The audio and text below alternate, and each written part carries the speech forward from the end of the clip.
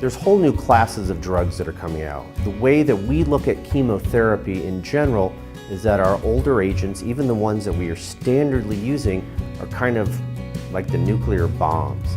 They are very broad. They hit all growing cells. So the idea with newer chemotherapy agents is to try to target very specific things.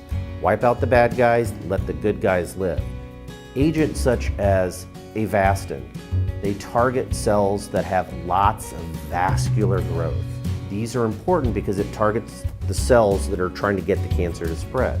We also have new agents called PARP inhibitors, which react with the BRCA1 and BRCA2 type pathways, especially BRCA1, and work in those patients to target the cells that are working with DNA change, DNA cleanup. These agents are very specific.